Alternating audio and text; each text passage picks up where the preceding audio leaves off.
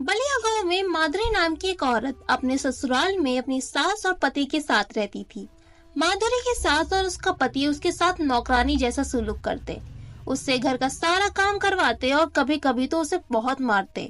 करमजली कहाँ गई? अभी तक खाना नहीं बनाया। एक तो पूरा दहेज भी नहीं लाई और ऊपर से न ढंग का काम। माफ करना माँ जी, बस थोड़ी देर और, खाना बस कुछ देर में बन जाएगा। अरे नास पीटी, जल्दी कर वरना तुझे तेरी माँ के घर वापस भेज दूंगी। फिर देखती हूँ कैसी तेरी माँ तुझे संभालती है। माँ, आप ऐसे क्यों कह रही हैं? मेरी माँ से जितना हुआ उतना उन्होंने मेरे लिए किया है। मैं हाथ जोड़कर आपसे विनती करती हूँ, आप मुझे खरी खोटी सुना लें, लेकिन उन्हें कुछ मत कहें।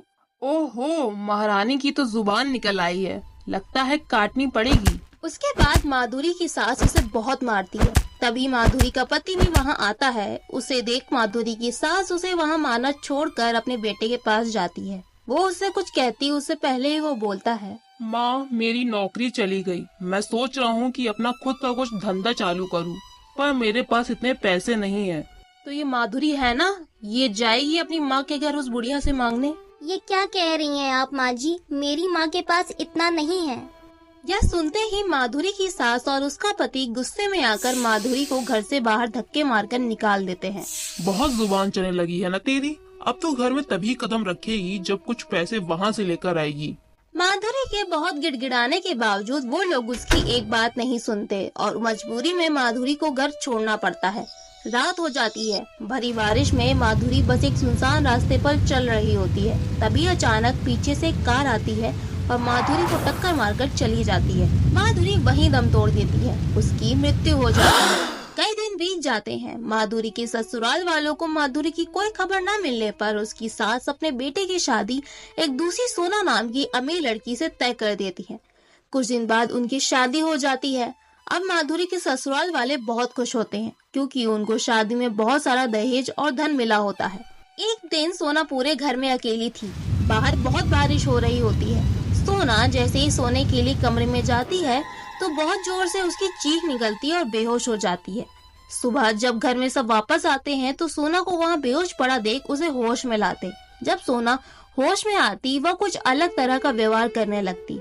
कभी कभी वो गर्म पानी कर अपनी सास के ऊपर डाल देती, कभी वो अपने पति को मिर्ची वाला खाना खिलाती और कभी तो वो घर का सारा सामान अपनी सास और पति के ऊपर गुस्से में फेंकने लगती, जिस वजह से वे लोग बहुत परेशान हो चुके थे।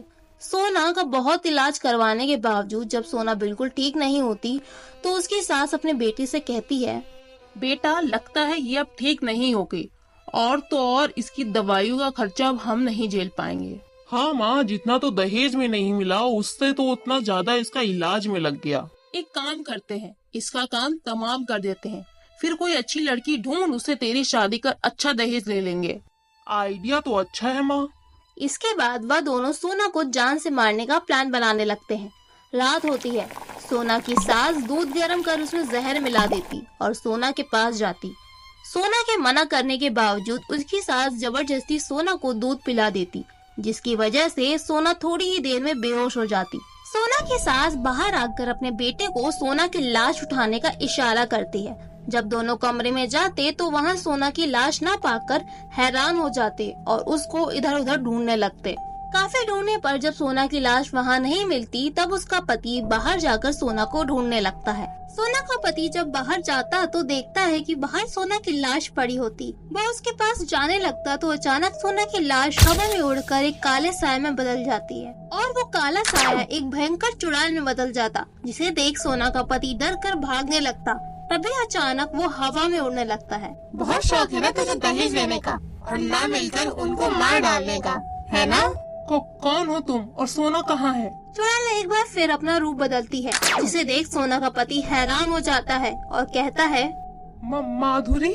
हाँ माधुरी, तुम लोगों ने तो मुझे मरता हुआ छोड़ दिया, लेकिन किसी और के साथ ऐसा ना हो इसलिए मैं वापस आई और अब मैं अपनी मौत का बदला तुम लोगों से लूंगी। यह कहकर माधुरी उसको जोर से नीचे पटकती, जिसकी वजह से उसकी वही मौत हो जाती।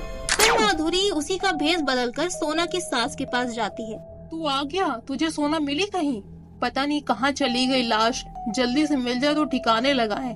सुबह होने वाली है और तू कुछ बोल क्यों नहीं रहा है? शांत क्यों है? यह सुनते ही वह सोना के भेष में बदल जाता है, जिसे देख सोना की सास डर जाती है। सोना, सोना तुम जिंदा हो? मुझे माफ कर दो सोना, मुझसे गलती हो गई, प्लीज मुझे कुछ मत करना। और इसके बाद सोना माधुरी में बदल जाती है।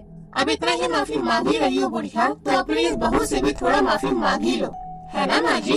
सोना की सास जैसे ही माधुरी को देखती वह डर से कांपने लगती। माधुरी सोना की सास की हड्डियां मोड़ देती और उसे अपाहिज बना देती, जिसके बाद सोना की सास अब तो ना कुछ बोल सकती ना ही चल सकती। मैं तुझे मारूंगी नहीं, तेरी यही सजा है कि तू जिंदगी भर मर मर के जिए। तभी पीछे से सोना चलकर आती है, जिससे माधुरी उससे कहती है, तुम्हारा बहुत बहुत शुक्रिया सोना, अगर तुम उस दिन मेरी पूरी बात सुनकर मेरा साथ ना देती तो आज मेरी आत्मा को शांति नहीं मिल पाती। ये तो मेरा फर्ज था, वरना इन लोगों ने तो मुझे भी ऊपर पहुंचाने का इंतजाम कर ही दिया था। इसके बाद माधुरी वहीं गायब हो जाती है और उसकी आत्मा को शांति मिल जाती है।